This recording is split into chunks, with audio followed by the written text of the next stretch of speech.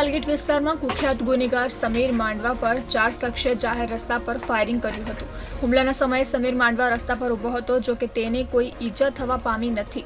ત્યારે તાજેતરમાં થયેલી જૂની અદાવતના કારણે તેને નિશાન બનાવવામાં આવ્યો હોવાનું પોલીસના પ્રાથમિક અનુમાનમાં સામે આવ્યું છે।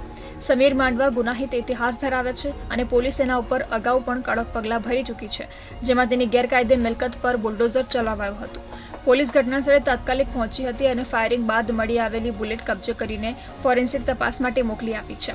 સમીર માંડવા સામે લૂંટ, ધમકી, મારામારી જેવા ગંભીર ગુનાઓના અનેક કેસો લાલગેટ અને આસપાસના વિસ્તારોમાં નોંધાઈ ચૂક્યા છે।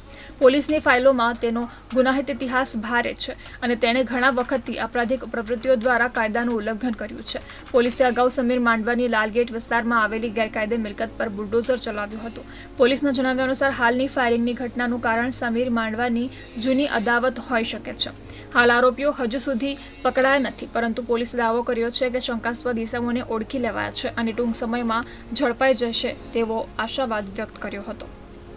જેની અંદર જે ફરિયાદી છે તેનું નામ છે સમીર સલીમ ખાન પઠાણ, જેની ઉપર 2 રાઉન્ડ ફાયર થયેલા હતા।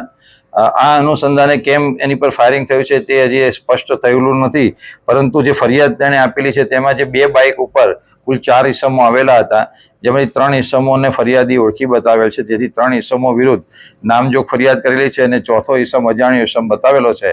પરંતુ પોલીસે અત્યારે સીસીટીવીના આધારે ચોથા ઇસમને પણ ઓળખ કરી લીધેલી છે અને આ 4 ઇસમોને ધરપકડ કરવા ચક્રો ગતિમાન કર્યા છે, જેમાં સુરત શહેરની ડીસીબી તેમજ અન્ય બ્રાન્ચ પણ આરોપીઓને ઇમિડિયેટ ધરપકડ કરવા માટે અત્યારે પ્રયત્નશીલ છે। એની વિરુદ્ધમાં 302 ગુસ્સીટોક જેવા વિવિધ ગુનાઓ દાખલ થયેલા છે।